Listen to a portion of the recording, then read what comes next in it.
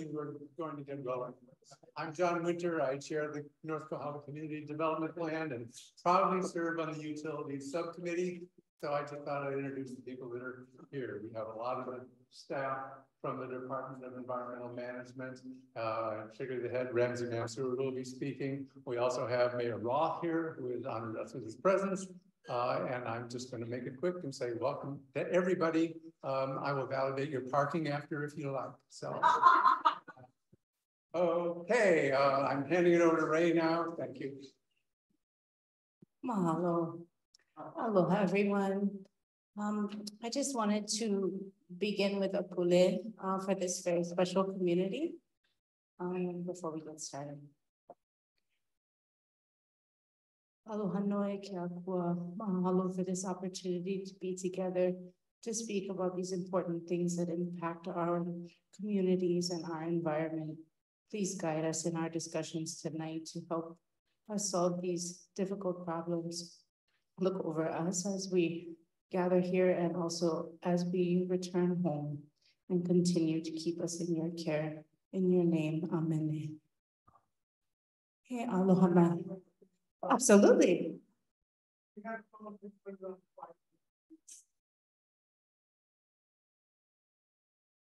Mahalo.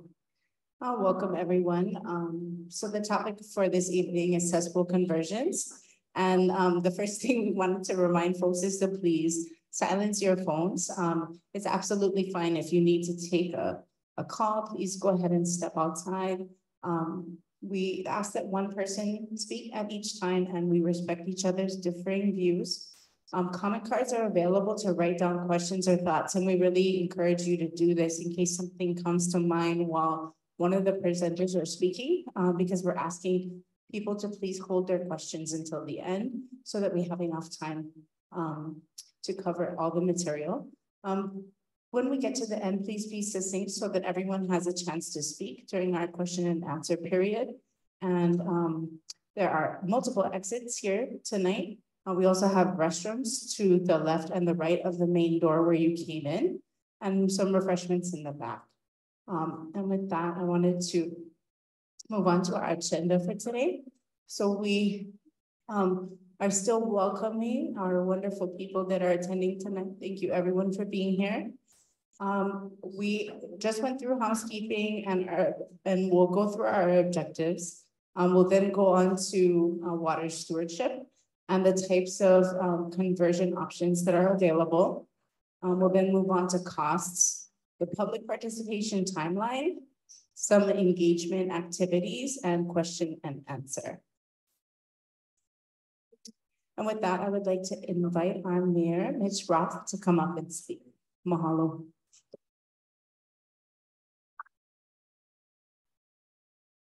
Aloha. Thank you so much for coming out tonight. Talk about this topic of cesspools. You can make all sorts of jokes. I shouldn't do that though, because this really is a serious problem that we're faced with. And you know, for our administration, we've been looking at sustainability. Just so you know what that means to me, it means, you know, taking care of everything, but it also means making sure that our next generations can raise their next generations here, and their next generations can raise their next generations here. So our keiki can raise their keiki. In order for that to happen, there's a whole bunch of things that need to happen. One, we've been focusing on housing, make sure that they can afford it, quality jobs. But then the other part of that is we need to make sure that we're taking care of our environment. And so this issue actually has a lot to do with our environment. Now, it's the fourth one of these we've done. We just did one last night in Na'alehu. And one of the things that I kind of realized after the third one, sometimes a little slow, is people go, why are you bringing this up now? And you know, we're going to talk about changes in the law. There is actually a change in the law that's going to require all of our cesspools to be converted by 2050. That's a long ways away, but we can start talking about this now and start coming up with plans now, or we can kick the can down the road like we've done for so many other things until things are really out of whack. If we don't start planning this right now, we're going to be in a lot of trouble, and we still may be in a lot of trouble. So I want to start with that. So you kind of understand this really is a huge issue that affects our island. Monetarily, we have about 48,000 cesspools that we know about, probably like 65,000 that's out there. If we were to sewer everything, we're talking billions and billions of dollars. I know we're not in Puna, but I just want to give you the stat that we found for Puna. If we were to sewer Puna, it would be between $4 and $11 billion just for that one district. Just so you guys know, we don't have that kind of money laying around. So we're going to talk about different options and what we need to do. The reason why we wanted to have you out here this early to start thinking about it, we really want the community to be a part of the designs that we're making, the decisions that we're making. It shouldn't be made in a box and say, oh, well, those guys just made that decision without our input. So there's 2 of these meetings that we're going to have, one tonight and one in a couple of months. This is the first meeting. It's more informational, but really, as I said before, if you have questions, we really want to hear your questions. And we really want to start discussing. So we're not in a situation a couple of years down the line. I think Rams is going to tell you how many, if we were to get to 2050, just by doing the 48,000, I think you got to do like 2,000 a year right now. So that's kind of a lot. If you're in the business of heavy equipment and digging holes and stuff like that, I think there's going to be a lot of business coming up. So anyhow, again, I just want to thank you so much for coming out here and being part of the solution, helping us figure out where we're going to go. And with that, I will turn it back over to Ramsey. Actually, Ramsey Mansour is our Director of Department of Environmental Management. I want to also just recognize a couple of other people. We have a great team of people from environmental management that are here, but we also have our Deputy Managing Director, Bobby Command, in the back over there. And our Director of Research and Development. It's that big of a problem that these guys, would come from all over the island to be here with you. So thank you so much, Ramsey. I'll let you take it away. Thank you, Mayor. Thank you all for coming tonight. Like the mayor said, there's a lot of things coming through our department, my department. And a lot of people, in addition to what the mayor had just mentioned about why now,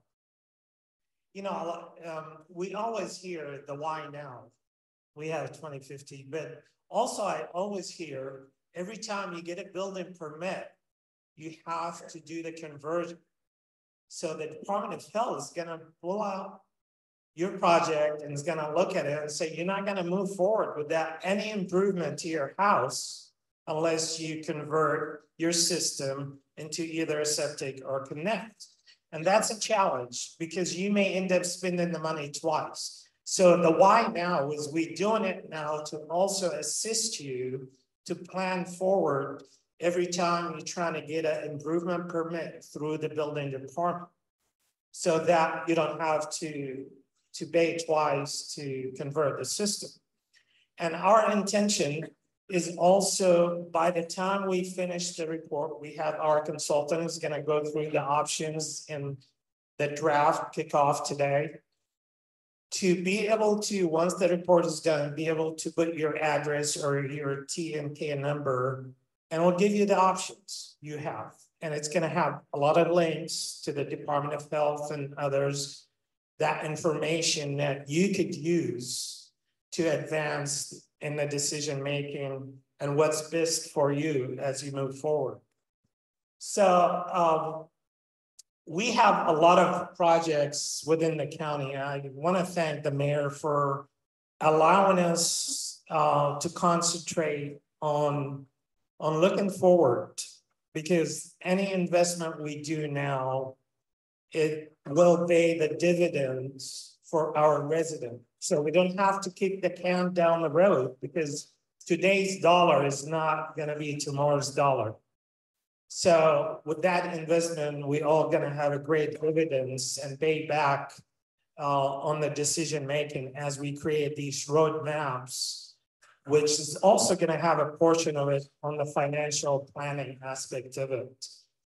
So we have a few projects, next slide, Peter. So some of the projects that we have for the department and the county, we're gonna enter, it's almost 90% complete, what we refer to as an administrative order on consent.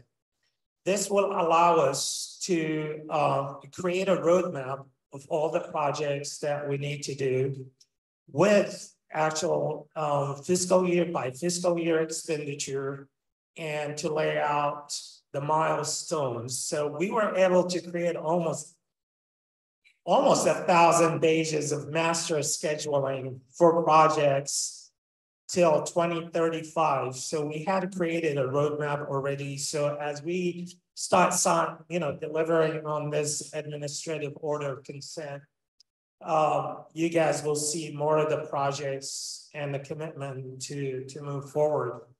Kalakaua treatment plant, also there's projects and designs that are taking place now to improve the odor control, the headworks, which is the structure that allow the flow to come in to the plant for treatment.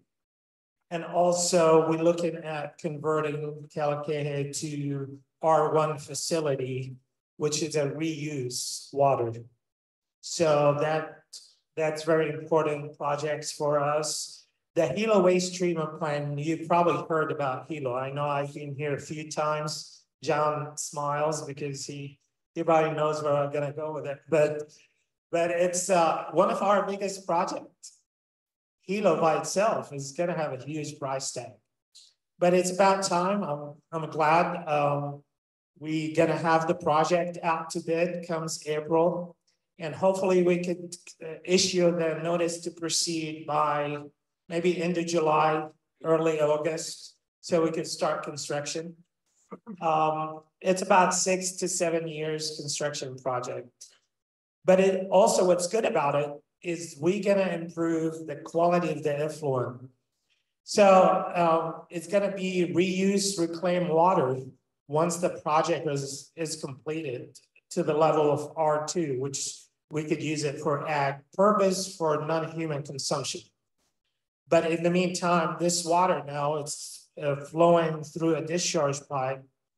But hopefully after this project, we'll have more interested people to take that resource and put it back to use. So in addition to that, we got a few maintenance projects. We have a great list, but I try to put a few major projects in there. Kudos to staff for the hard work, but we got 34 miles of televised. So what we usually do, we send the camera through the sewer pipeline and we televise them to assess the condition of the pipe. We do get earthquakes here. We get ice cracks. So our crew in continuous search for any possible cracks within the sewer pipe. So we don't allow infiltration, exfiltration through the system. In addition to that, we have the hydrovac and the hydrojetter. So we go around clean sewer pipes to make sure that we don't have a sewer back. In addition to that, we grout sewer lines. We found out sewer lines are cracked, so we fix them. So next slide. So with that, I'll leave it to Lance or Carrie. Dr. Ishida, she'll take from here. But I just want to say, please participate, fill the comment card, ask questions after this. We'll look forward to it. Dr. Ishida from Corolla Engineering.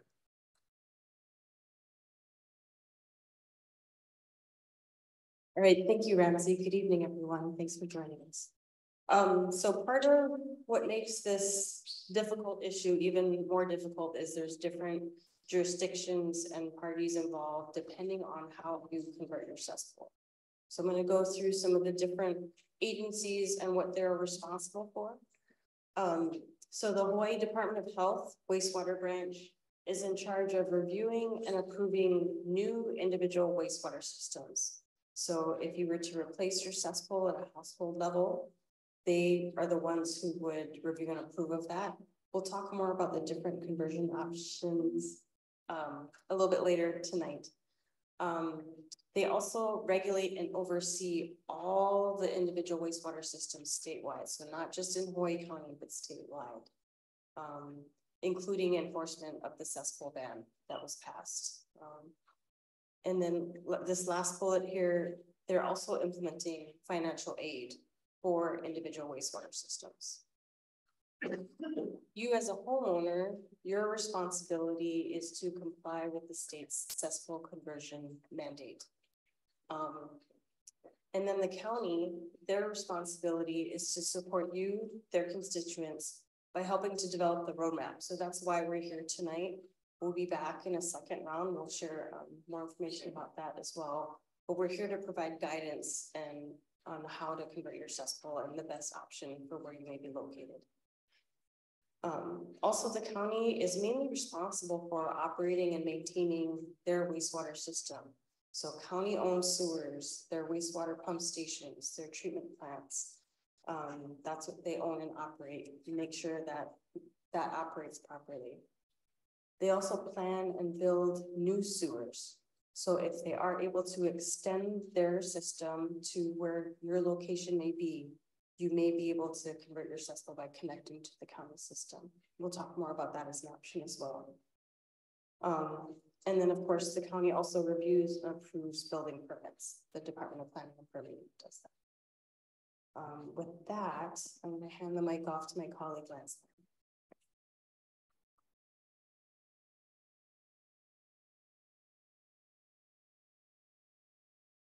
Good afternoon, everybody. Thank you all for coming. But we wanted to go a quick overview of the objectives of today's meeting. You guys probably wondering why we're here, what are we trying to get out of this? So number one, we want to just learn more about the origins, about the cesspool conversions, and ultimately how this can affect our part and how what we can do for our cleaning on. And then next, we want to figure out what the importance of having clean water is, right? Water is an important product of our day-to-day lives.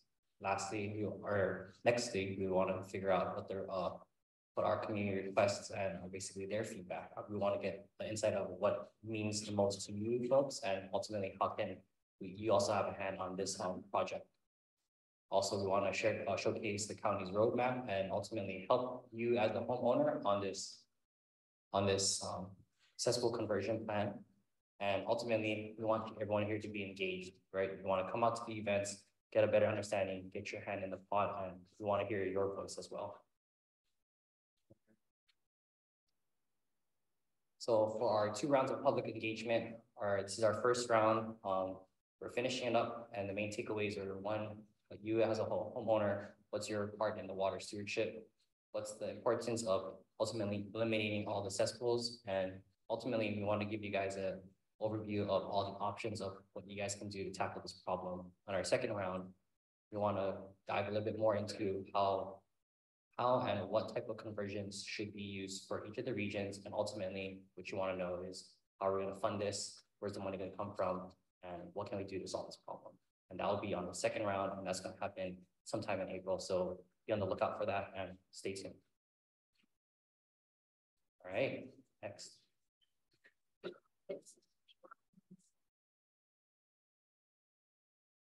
Aloha, my name is Bray, and I'm excited to be here with you tonight to discuss the stewardship of our shared water resources. We wanted to start by discussing the traditional Native Hawaiian system of natural resources management, which revolved around the Hua'a.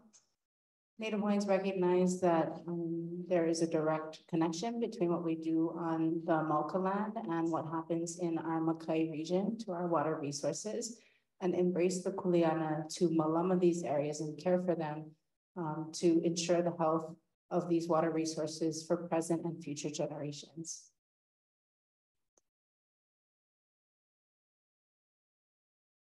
So we recognize that cesspools are not the only thing that is impacting our water resources. There are cumulative impacts to water resources, including erosion, chemicals in runoff, illegal dumping of solid waste and liquid waste, as well as cesspools and failed wastewater systems. Although cesspools are, not the only thing that are impacting these water resources, they are something that we have direct control over and something that we can make an impact on collectively. So if we are able to together upgrade our systems, we can make a really big impact on the environment. So what is a cesspool? It is generally an unlined hole in the ground. There is essentially nothing between what is in there and the surrounding environment. So by gravity, this material makes its way down towards our water table, especially in porous lava rock conditions, where it can go from the groundwater to neighboring streams and then to our marine areas. So you can imagine that all of this has impacts on our environment as well as human health. This can include gastrointestinal illnesses and skin infections, impacts to drinking water. And this is significant because over 90% of our drinking water supplies come from groundwater resources. They also have environmental impacts, including impacting aquatic life in plants and animals. This happens when nutrients build up in the marine area and cause algal blooms, which can harm fish and the marine area, which in turn pollutes the water that we swim and fish in, and can have impacts on our recreation as well as our economy, which are keys to our vital communities and our unique Hawaiian culture. This slide shares a little bit about the number of cesspools there are and the cumulative impact that they're having on our water resources. Across the state, we have approximately 88,000 cesspools that are discharging 53 million gallons of wastewater into our environment every day. That is a very large number. And so as you can see, if we were able to collectively upgrade, we would be able to make a significant impact. The legislature recognized this in 2017 when they passed Act 125, which banned the further creation of cesspools and required the upgrading of cesspools by 2050.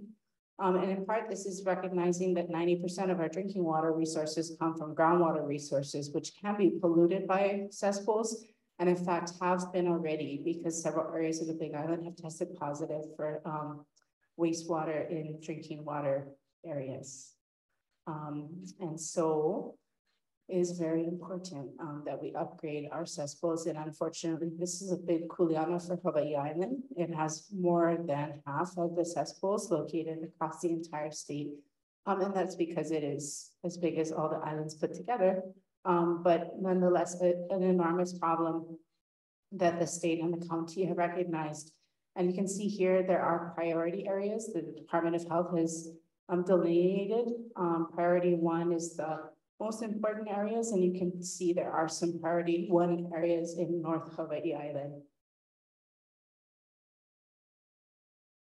And lastly, how can you help? Please protect our water resources by composting or properly disposing of food waste, picking up waste after pets, dropping off toxic chemicals at disposal centers rather than flushing or disposing of them, avoiding using chemical fertilizers by using natural products, conserving water, and of course, replacing your cesspool with a more reliable wastewater system or connecting to the sewer whenever that's possible.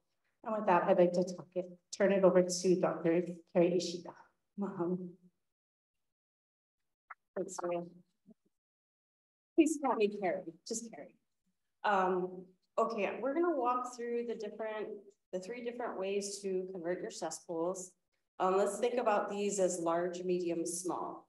Okay, so large being connecting to an existing county or private system with a wastewater treatment plant. So that's also called a centralized system. That's the large system.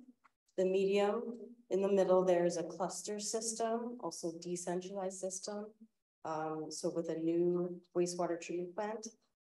And then the last one on the right there is an individual wastewater system. So at a household level, That's the third option. And with each of these options, they have three key components.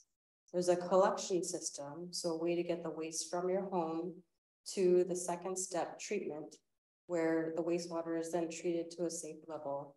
And then the third step is a disposal, so getting rid of the treated wastewater. So each of these three systems has each of those three components at different scales.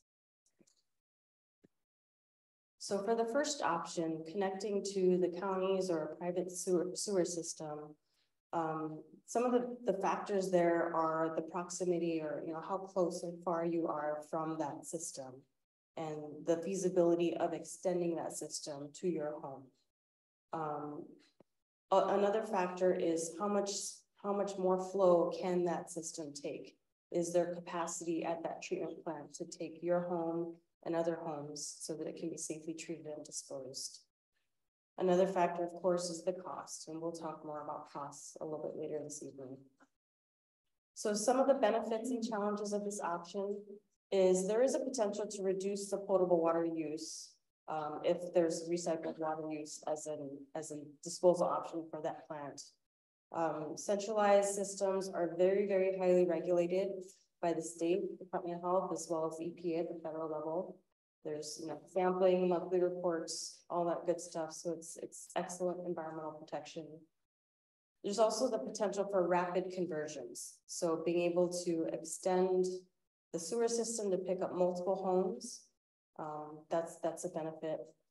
It also means that as a homeowner, you will not have to operate and maintain your own mini wastewater treatment plant, which you would at an individual home level for IWSs. And then the last one here is it helps to reduce the burden of scope to you as a homeowner. All that you would need to do is connect, so build that lateral to connect to the system. That's one benefit as well. And then of course there's challenges. The county would need to expand their sewer system to these different areas, and there is a cost, as the mayor had mentioned, and we'll talk more about cost a little bit later. And also the county does require staff, licensed operators to operate and maintain their system, as well as support, implement the projects that are needed. The second option is to connect to a newer existing decentralized system or cluster wastewater system. So this is, think about this kind of at a block level. So connecting groups of homes to a new plant. And so it's usually a smaller version of a county plant. But the idea is that it can be kind of modular. So like Lego blocks, things that you can tie together and expand easily. So that's the photo shown on the bottom. There is still the cost to be considered construction.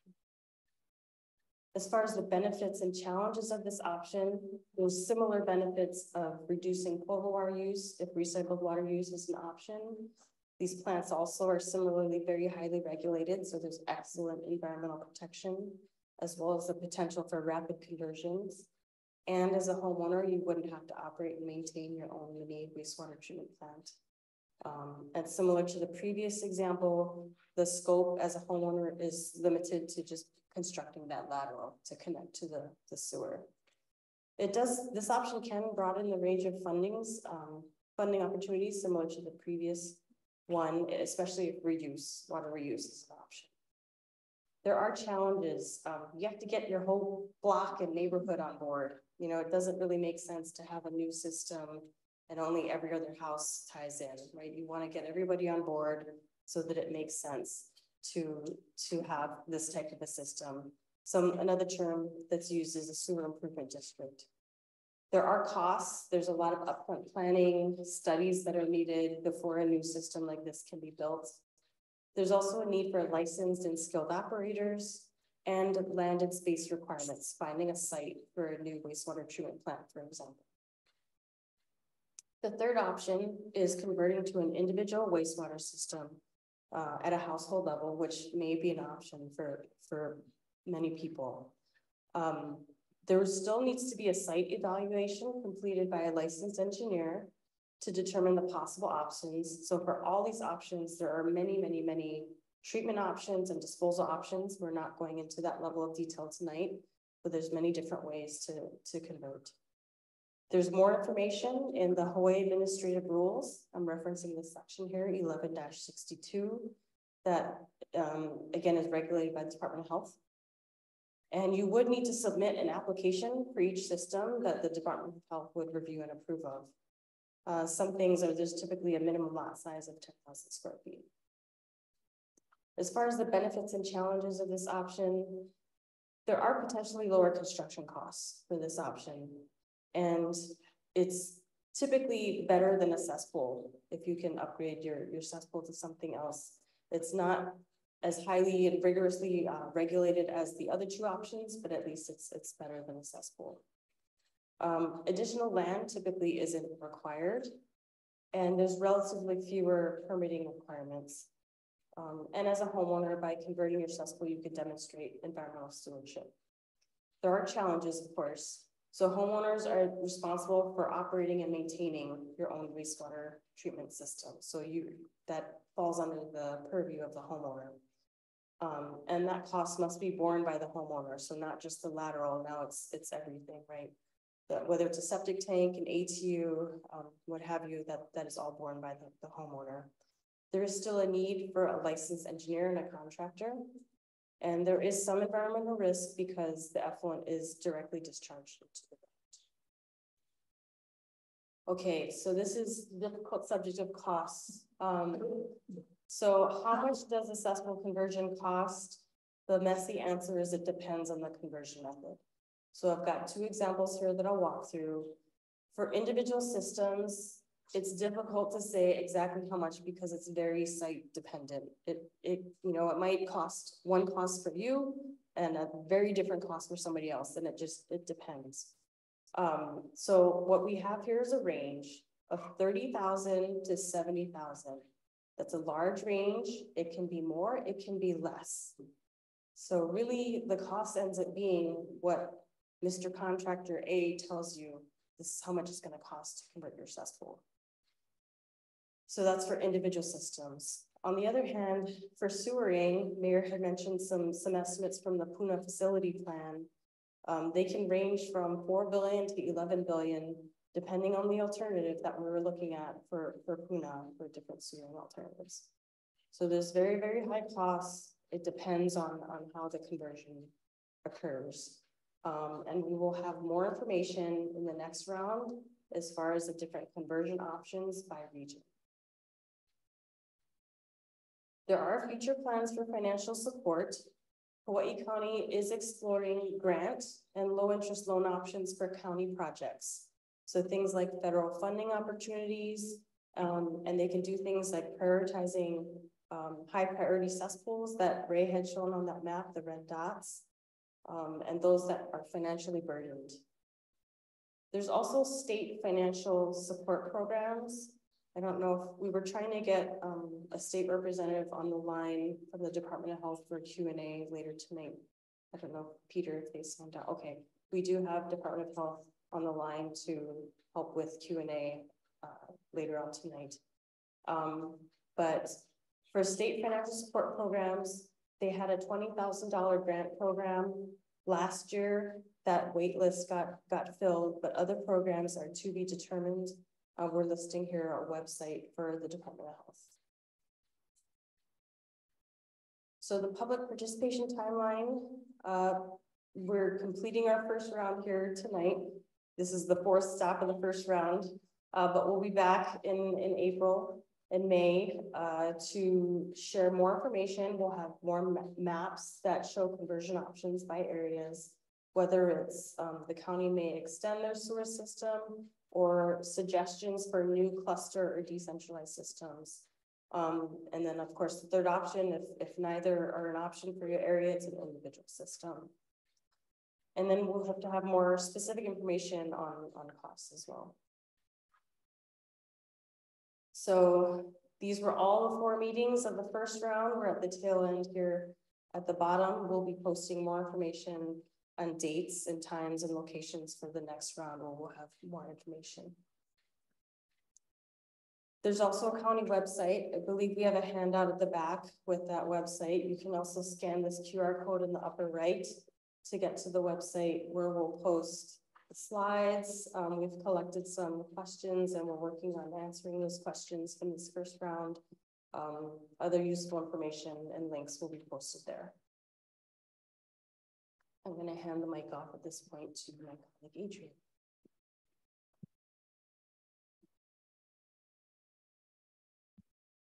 Hi, everyone. Next, we'll be going over bills that are currently being proposed. As you may know, the 2024 state legislative session is currently in progress, and there are different bills related to cesspools or wastewater that are going through the House and the Senate. There's House Bill 2743, which would require each county to develop a wastewater management plan and identify priority areas for sewering. This would also allow counties to collect a monthly fee starting July 2025 for properties that still have cesspools. House Bill 1691, that would require denitrification as a treatment step for systems near the shore or considered likely to pollute groundwater.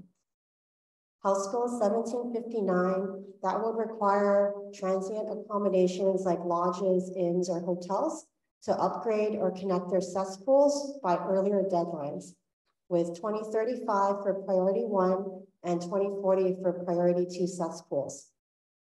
Similarly, House Bill 1892, that also moves up the deadline for priority 1 cesspools in general, up to 2035, and 2040 for priority 2 cesspools. And the last two bills here, House Bill 2264 and Senate Bill 2513, those would establish 3-year wastewater pilot programs for research facilities at UH. If any of these bills are triggering something, I think I saw some faces in the crowd, it would be great for you to give your input by testifying. And some tips include stating whether you support or oppose the bill, and summarizing the reason using facts or telling personal stories.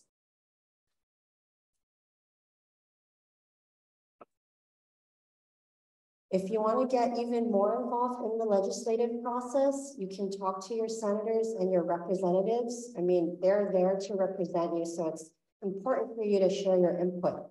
So you can talk to them about what's going through the legislative process right now. You can share ideas for new laws. You can ask for a public hearing, and it takes a long time. I mean, at the beginning of the sessions, there are thousands of bills, right? But a lot of them just get voted out. So it's important to just stay plugged in and don't give up if you believe in it. And of course, if you want, you can even contact the governor. If you have any more questions about how to get involved, you can talk to us at the table over there. And then I think next, I'll give it to Ray to go over our engagement activities.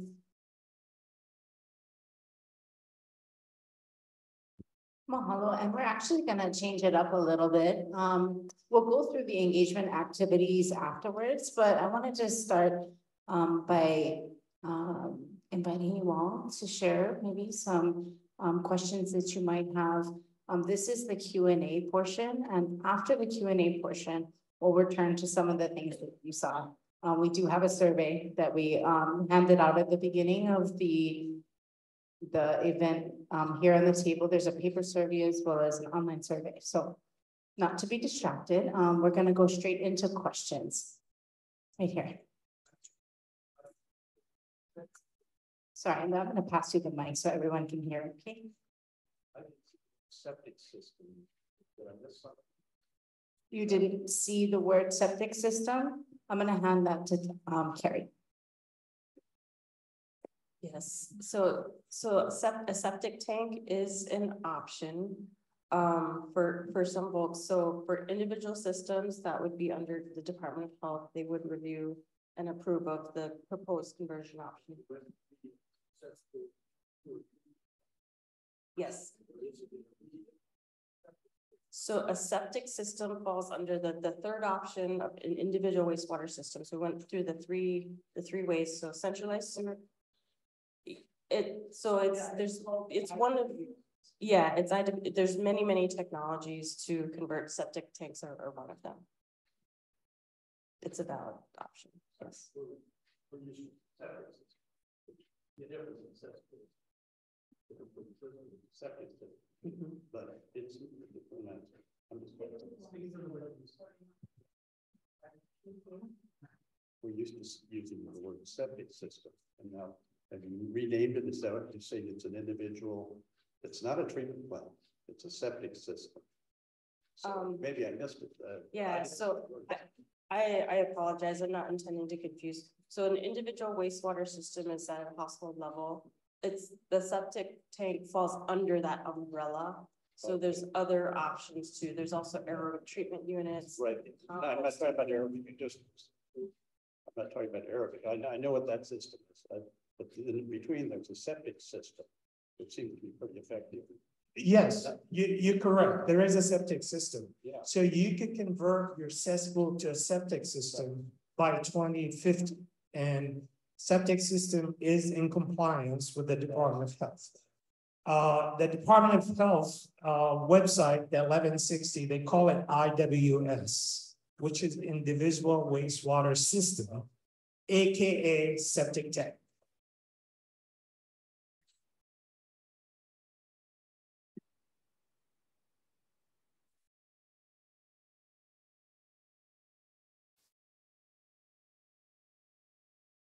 So everything out here is gonna be septic tank. There is no sewer or anything out here. So we're all talking about septic tanks, so, right? That is probably, you're right, because we have not completed the report. So it depends on the study, because sometimes if you have dense area, the Department of Health may look at decentralized units. We're not that. So exactly. So it's going to be looked at. We're looking at the area, and our consultant is going to analyze it, and to make sure that we stay within the Department of Health policies and rules and laws. And the next meeting will probably have a better definitive answer of the options. Do they have enough contractors to do this? We've talked to two and they say, forget it, we can't get to them. Well, that's the reason we're here. I think you heard the mayor earlier. Based on 48,000 within our county, you need to finalize about 2,000 plus every year. That's about 70 conversion a month.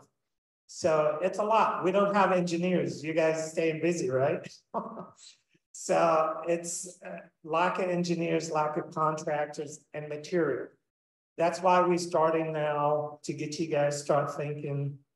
And you know, it gives you a better roadmap for you to make the decision. Two people we talked to, they couldn't even give you a timeline. They can come out and look at it. I know. It's tough. It's very tough. But if we do it now, at least we still have time to be able to do the conversion and to avoid any potential fines if you wait to the 11:30 to 50. I won't be around that long. I won't be here probably, so, but at least you'll have a roadmap. Just to let you know, it's not about you're not going to be around. If you get a building permit, you'll be required to do it tomorrow. So just keep that in mind. Conversion doesn't have to wait till 2050. There's triggers. And right now there's laws being tried to pass at the point of sale. So if you end up selling your property, you still have to convert, but you need to have the options at hand before you spend the money twice. You need to get a contractor. Yes, and we do have a question at the back of the room, but before we get to that, that question, I wanted to add that and we know that there's a lot of questions that are going to be generated by this process. That's actually why we have 2 rounds. We're soliciting comments and questions. Those are going into a plan that are going to be finalized before the next round. And so you're going to be able to take a look at a draft plan that is going to be available for everyone to review. And that will have a little bit more information about the areas in which sewer will go into, will help people to make decisions. There is a side process, it's not part of this, but there's a side process about a wastewater operator training programs that are developing across the state that are for people to get essentially for there to be more contractors. Right now, there's kind of a shortage, right? And so there is a process of trying to look at that and build up the industry around supporting these conversions. And I wanted to add that as well. Thank you for your question so much. Question in the back. I'm going to bring you the microphone, okay?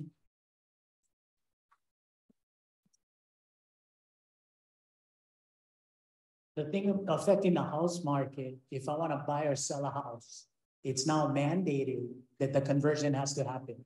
Whoever the buyer is has to go ahead and put in septic. So my friend just bought a house, put in septic because they were remodeling, got all their permits, did everything by the book, but they live in Honolulu, which is a place that has house, and would line up to be one of these common systems. So now you don't know where that's going to happen, where that's not going to happen, but you do know that if somebody buys a house, they're going to get nailed if they don't change to septic or IWS. And so if Bombay, they make it all a group system, does my friend have to join since they already put $30,000 to $70,000 into having to comply with the law as it stood on the day they closed? Or do they join and who pays for that? Because they already shelled out trying to follow the law. No, perfect question. And that's the reason I say we're here for two things. Number one, at the point of sale, law has not passed yet. I think last year, you have to disclose it. But they tried, legislative wise, they tried to pass the bill last year and it died. So, but there's a lot that you have to disclose that you have a cesspool at the point of sale. Number two, the reason we doing this study, the why now, we doing it so we could be able to negotiate with the Department of Health and the Department of Public Works. Once we identify your area to receive a common system or community system, then we negotiate with the Department of Health to give us a waiver so you don't have to spend the money twice, because the Department of Health is going to know that you're going to have a community system. So that way we could negotiate with the Department of Public Works as well. The mayor would twist arms. And then you don't have to convert at the time of getting a permit to improve your house. Because your house becomes on the list for a community system. And that's the reason we're doing it now. Hologram, see. The question right here in the front. Sure.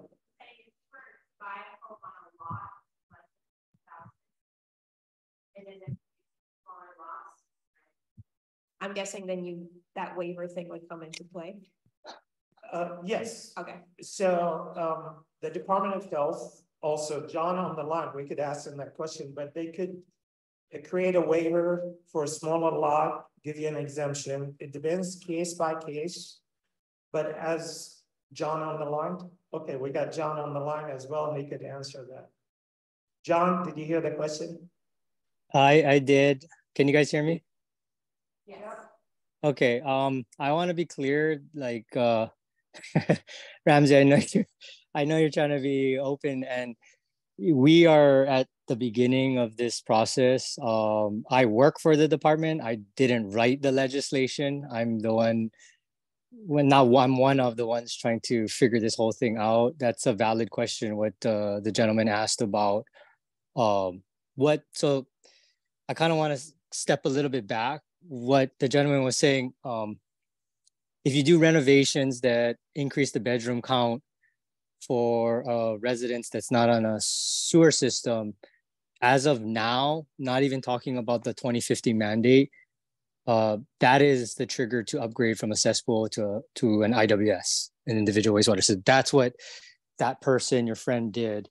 And that's how it has always been ever since, we've been following Chapter 62, ever since I've been doing this since the late 90s.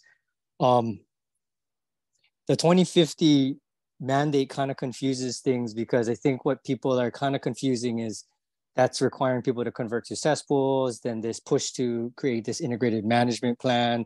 and what the counties are going to do. The integrated management plan is trying to give people information so that they can make that determination. But, there's a lot of things happening all at once. I think people are just kind of mixing all those different ideas together. So just to address what the gentleman was saying, that what your friend did, they just had to do that. That's just how development is, because the areas that don't have sewer, that's their only option. They were either on an old cesspool, but those things that allowed you to go into cesspools, we don't allow that anymore. You have to go to at least a septic tank or an aerobic tank. Now, the thing about the waiver thing, I want to just say that's a little early to talk about. The plan, which the bill for requiring the management plan from the counties hasn't even passed yet. That's going through the Senate and the House right now. I just went to the hearing yesterday, and then there's another hearing tomorrow. We're trying to clean it up because it's a big, daunting task. So we want it to be correct. We want to figure out what the counties are required to do. But the basic thing is we want information so the public can make better decisions moving forward about using their money. They have to make tough decisions. Even when you get that information, it's going to be tough. If you knew it was coming in 5 years, not so bad. If it's like 10, 15 years, that's getting tough. If it's 20, 30 years, you're going to have to do something. You can't wait that long. So the information is to help, but it's not always going to be crystal clear, even when you get that information. But the waiver thing, I think we got to figure that out down the road, because people are going to get into that situation. Something that also has been thrown around is the city and county has been considering, and Ramsey can clarify if a different county, they're considering not charging fees. There's all kinds of ideas. Every county is approaching it differently. Every community is trying to figure it out. So thank you. No, thank you, John. I think another question was about the size of the lot. I think chapter 1162 allows certain exemption, but it has to go through the Department of Health. When you hire an engineer, they could document the size of your lot that cannot be able to be serviced with a leach field. And then they may submit for an exemption through the Department of Health. I think the current chapter allows that.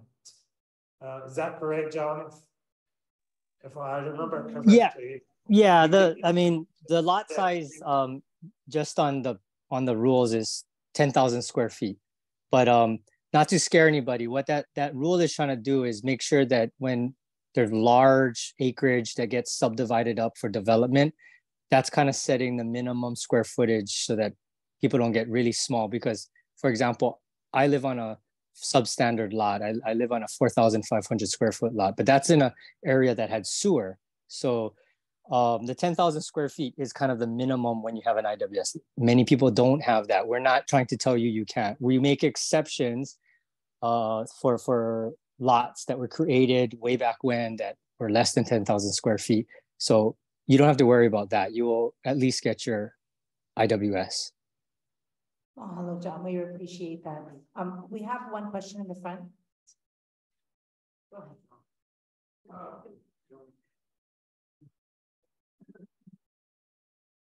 I agree with Ty. For most of us, it's going to be pretty clear that we're going to put in an IWS.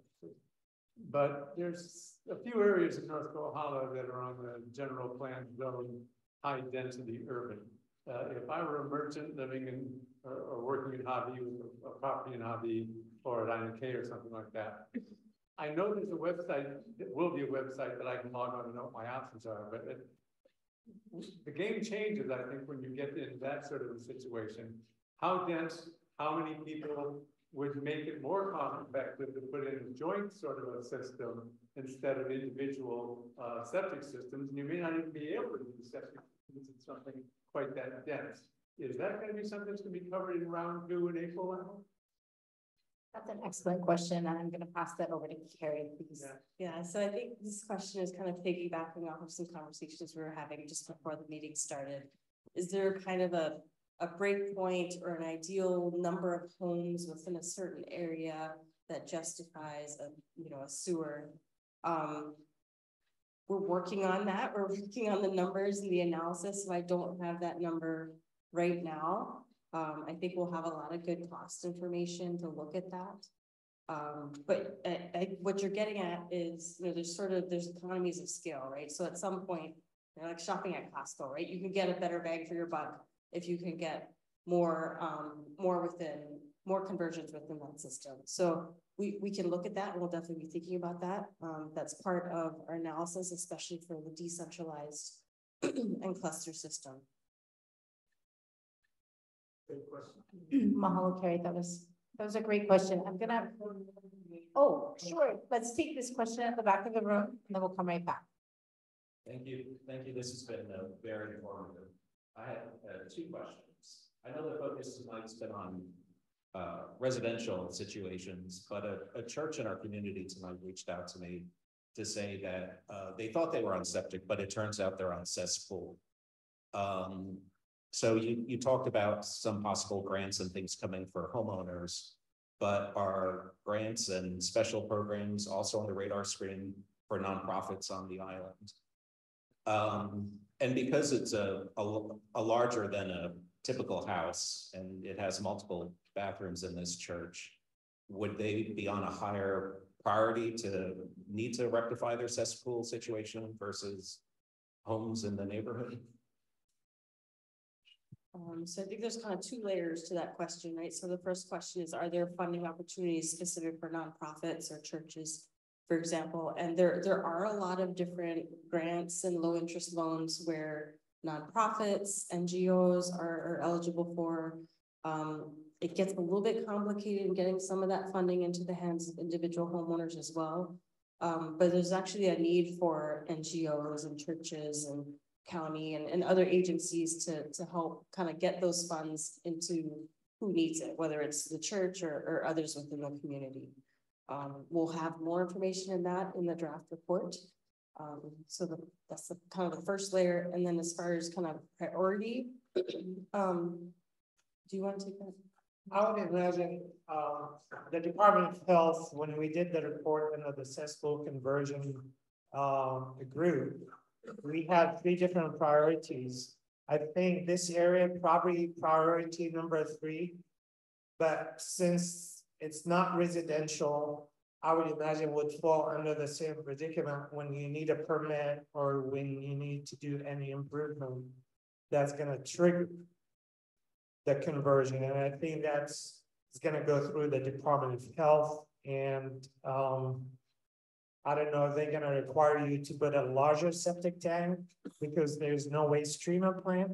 So it's going to be between the engineer and the Department of Health to navigate through what's the best system for you. The county does not issue permits for septic tanks conversions or IWSs. The county get involved when we have a sewer system and we have a municipality waste treatment plan within the county. Then my department, get involved in working with your engineers to be able to connect. And one other quick question. There's a website out there that you can see which TMK has a cesspool. And a community member said that they don't have cesspool, but that map shows that they have a cesspool. Where can they go to have that fixed?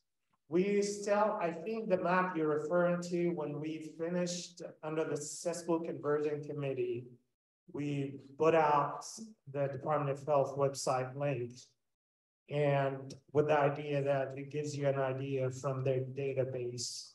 Our database, we working on that as well in-house, trying to get as much accurate data as we can to collect. So we're going to continue working with the Department of Health, our consultant, and our staff to make sure that we have the latest information. Unfortunately, some of the homes, like what the mayor said earlier, we have 48, we identified 48,000, but the likelihood we may have more because some of them probably were inserted a long time ago on the database, but it was not translated into the new systems and what have you. So work in progress.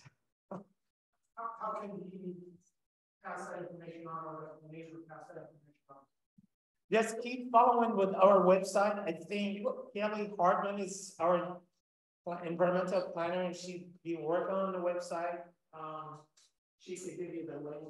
So I think your question was about the cesspool point ending up on your lot. So that data, to my knowledge, is being maintained by the Department of Health, since they're the ones who permit and enforce cesspools. The county does not maintain a cesspool layer.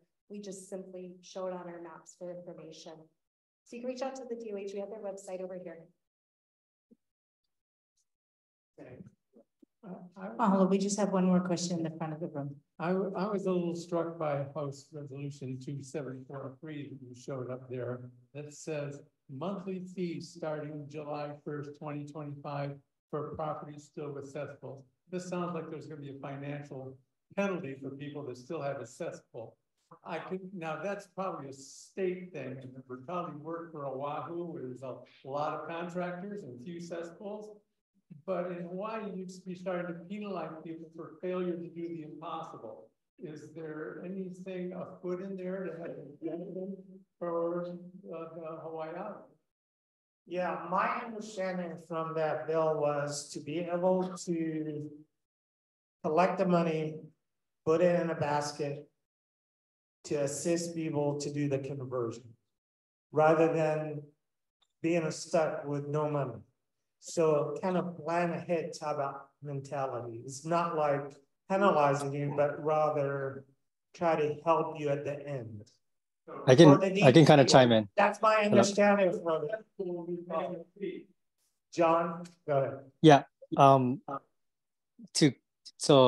I got a little clarification from some of the representatives that were drafting that bill. This is kind of again, I'm pretty new to legislation myself, but this is kind of the first time they're drafting this. What I understand that they call it they're calling it a pollution fee or whatever, but the fee is basically in their mind that they think that people that are on cesspools have not been paying any type of sewer infrastructure for, you don't get a wastewater fee or a sewer fee from your county with your water bill. So what they're trying to do is, in a way, kind of take away that lack of a fee, so that it somewhat incentivizes people to not consider that like positive money or savings. That's their intent. Whether it works that way or not, like I said, I didn't write the legislation. The component for that fee to go and convert cesspools is their intent, but again, mechanically, I don't know how that works. There's a lot of work that needs to be done. That's the only input that I had in that was I asked for 3 staff because they expect us to help with this on top of the counties. Ramsey and all the directors of the respective counties have to figure out, how do you collect fees and then get it into this pot? Is it county pot? So there's a lot of mechanical parts that need to be figured out. So your question is good. And we at the government level also are trying to figure it out, but until it gets passed, we can't really work on all the nitty-gritty details. So, and you have the link. If you guys see any bills that you object to, you always just speak about it as well.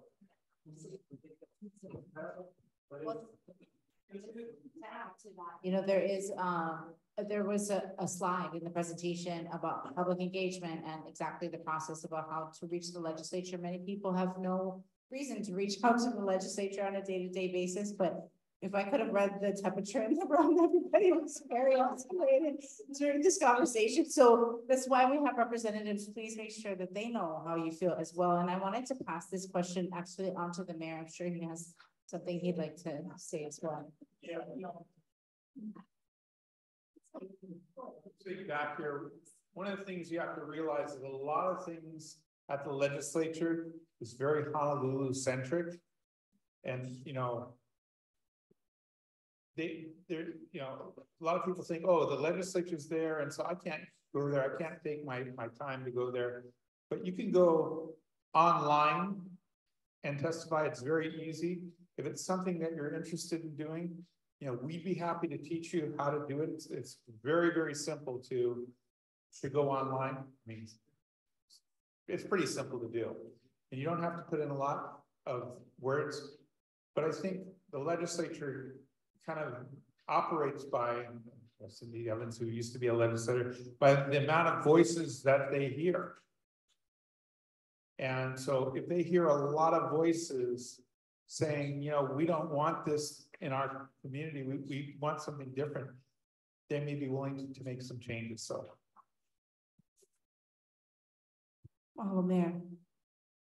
Yeah, thanks. Yeah, and you should probably listen to, well, if you have something to say, Councilmember. Yeah, well, I did have a question, but before that, to jump on what you just said, it's really simple just to go in and they allow you to log in and all you have to say is no. You don't even have to provide any testimony and just say no or yes and hit the button and they will see your email. If you don't, I think you don't have to show your email, but you have to show something so they know it came in. So if they had to call you or Yeah, so let me, if I. But it's a no or yes. Yeah, let me just talk to that real briefly. So you guys have a committee. Frankly, your committee should be paying attention to the bills that matter because you're not able to testify, I hate using the word not, you're not able to testify just at any time. The bill has to be coming to a hearing and that's what your committee is following. And typically in the House, it's 48 hours, the Senate 72 hours beforehand. It's a very quick turnaround.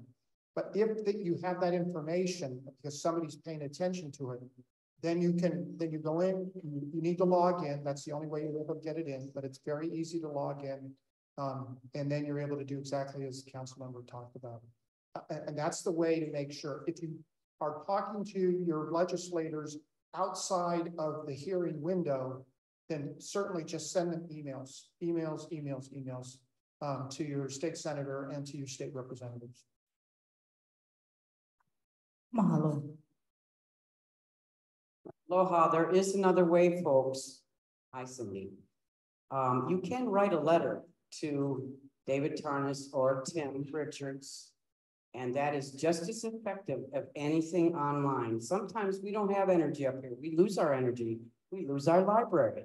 So letters get answered as God is my witness. Thank you. Mahalo nui for that. Are there any other questions in the room? Yes, I had one.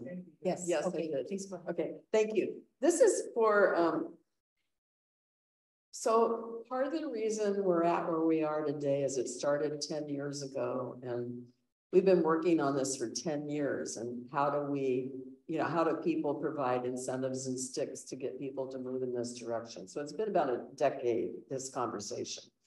But the thing is, EPA is the one that's saying you can't have this or we're going to eventually penalize you. So my question is, how engaged are we with our congressional delegation in Congress? Because my understanding is they have been putting a lot of money, earmarks, as well as line items in appropriation bills to address things like wastewater, water quality, and kind of where are we in having those conversations with our congressional delegation.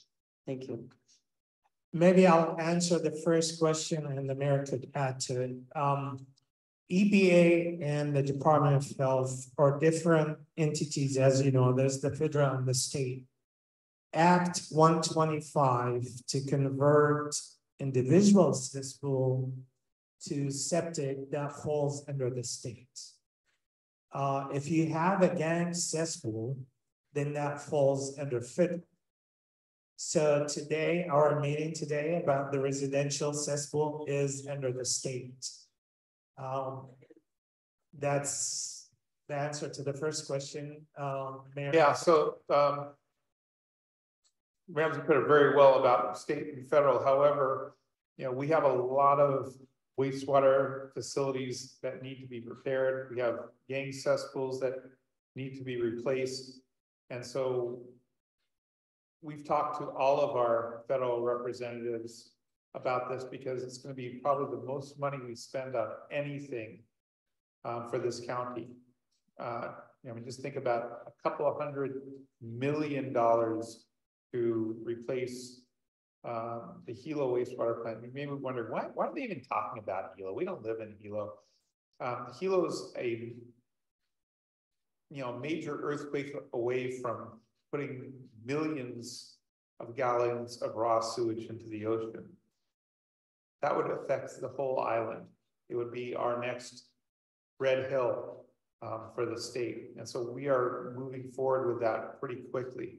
We look at places like Kona. Kona's talking about, issues with possible wastewater going out into the ocean. We looked at Kona, and Kona looks really good compared to what's in Hilo. And that's another maybe $160 million, depending on, which figures you use to change that water into R1 or move it to different places. You look at all of Puna, and like we said earlier, that's 4 to 11 billion with a B, excuse me, to sewer that. And so we need to be working on different solutions, and that's really why we're here. We want to, we really want you to be part of the solution. And part of that solution is, we have stuff at the legislature. We need you to know about that because it's going to impact all of us. And it already is with some of these laws, and you're hearing some of the questions tonight. So it's not just waiting till 2050. It's already starting to hit us in different ways. And I want to thank the mayor so much for his answer just now, because in this presentation tonight, we talked about some bills that I'm not sure everybody is familiar with, right? Because not everybody's tracking what the legislature is doing. And so these rounds of engagement across the islands are actually because the mayor and his staff feel like it's important for people to know what's going on and to know how to engage. And so we really hope that you do engage and reach out to your representatives of whatever level that is, state or federal or county. And I know we have a question here in the front of the room. I was just curious about gray water, because I think it's, especially in this side of the island where it's so dry, it seems like a missed opportunity to use gray water for irrigation and other purposes. But I'm guessing that would require, well, my understanding is it's not legal in Hawaii. Is that true? Yeah, and then if that is true, I guess it would be a Department of Health thing, and it's a state level bill that needs to. John and I probably can answer that. From a wastewater treatment plant, yes, we could convert the water to reclaimed water, reusable water, and there's 3 different levels: R1, R2, or R3. And it depends on the level of treatment. Usually you want to treat the water with oxidation, filtration, and disinfection. So each step could define what level of treatment you provide to that wastewater to become reclaimed water. And you could use it for ag, it depends on the level. But for individuals, septic or system, John could answer that because the Department of Health oversees the individual systems. Sure. So if you're on a property that has to put in an individual wastewater system, we do, if you go to our wastewater branch website, we do have our recycle water page that discusses what Ramsey was talking about on the municipal level recycle water and usage. And then there is a gray water reuse for residential. It's been around for a while, but to be honest, when I was on the consulting side in the early 2000s, and then I come over to the state 6 years ago, I haven't seen a lot, because if it's residential gray water, so that's like laundry, your sinks, not your kitchen sink, and that's it. Basically, in the shower, I'm sorry, bathtub and shower. You have to go through a gray water system, but that's basically a septic tank. And then you can do subsurface irrigation, which is below the ground irrigation. So when people look at it, and engineers and homeowners look at it, it's basically like a double septic tank system. So there's no like really cost benefit. There is a water benefit because you're going to be saving, not using potable water for irrigation purposes, but it's not the same as what Ramsey was describing, where you take gray and black water and you treat it to a level where you can either drip irrigate or spray irrigate anywhere for many uses. So gray water is there, but it's very difficult on a practical level to implement for residential. And then on top of this, I think Ramsey mentioned this a couple meetings ago, to dual plumb an existing house is difficult. So you have to have dual plumbing to separate out the gray water and the black water. And I'm sorry, Ramsey, did you want to say anything? No, just in addition to that, for a new home, new construction, usually the homeowner requires the plumbing to be separate. So you separate your toilet from your garbage disposal, which is referred to as black water. The gray water becomes everything else. And I think there's the green book that allows you, even within the state, allows you, if you build a new home and you separate black and gray, then you probably could put a small holding tank next to your laundry and you could use it for landscape as long as it's not contaminated with your black water. Mahalo, I think we just have time for one more question. I know you had raised your hand earlier, but I wanted to say that we do have comment cards that we hope that you will fill out, and we don't want you to leave, please, because we have 2 engagement activities. And this is a way for everyone to be able to share. I know not everyone got to speak tonight, but our 2 engagement activities are your comments and your issues moving forward through this process to inform the plan. So we invite you to please stick around for that, and we're going to take our final question. Mahalo. And we'll be here for more questions. We're not leaving either, so we'll be here during the engagement activities. Mahalo. Thank you, Deputy Director, Mayor, Chief.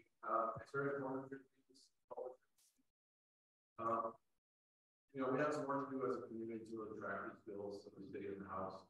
So happy to work with John and the team here and Paula really track some of these things and see how it benefits the community. And I guess my question is, will we see you here in 2 months, or are there other communities that are you thinking about and want to prioritize and having community conversations, or we're going to come back in 2 months? Go ahead. We're working to finalize our schedule and plan for the next round. So we'll be posting more information. It could be in the same location, but yes, within the same community. We'll catch up. So you're focusing on the South Kapa'au area, not regional plans, but really focusing on that sector of the district. But I don't know if you're thinking of other communities across island as well, beyond the 4 that you already have. We have discussed potentially other areas of perhaps the Kohala region or other areas of the Ka'u region, and that'll come up in the second round, but we'll definitely be keeping people informed. And we do it as part of the survey, invite you to share your information so that we can keep you informed about the next round of the process. So Ramsey, did you have anything you want to write? Please write your comments where you would like to see the meetings. I know I heard earlier Waimea, possibly the next meeting, but like I said, that's why we have the comment cards. We're here to hear your voice and take the information. John, you got tasked, buddy. So, all right, thanks. We have a web. We have the website that Kelly just informed me. There's a place to make comments, and for the future meetings, there is the Zoom option. There's people participating over Zoom right now, so you don't have to physically travel to the next meeting. You can still take place in the next round, and that's something you can share with us via the survey. So we have 2 ways for you to participate in the survey. The first way is a paper survey. So you might have grabbed that small sheet of paper when you walked in. If so, please go ahead and fill that out. Another way to do it is to scan the QR code that's here in the front. That will take you to a digital survey that you can go ahead and fill out. We have a second engagement activity, and that is the tickets. If you still have the 3 tickets, somebody made a really good joke about that as a raffle for a free septic system. That would be a really, really amazing prize. Maybe one day in the future. But for now, they are your way to vote about the issues that matter most to you. So we invite you to use those 3 tickets that you have. There are 6 boxes in the front.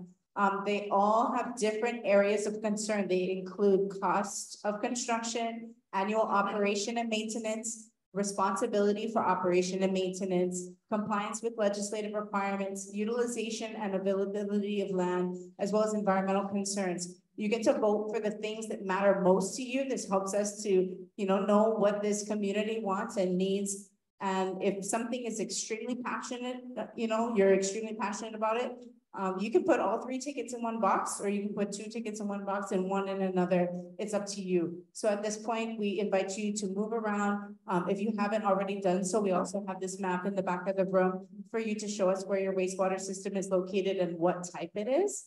But we are all going to be here for your continuing questions. And again, thank you so much for being here. Mahalo, everyone.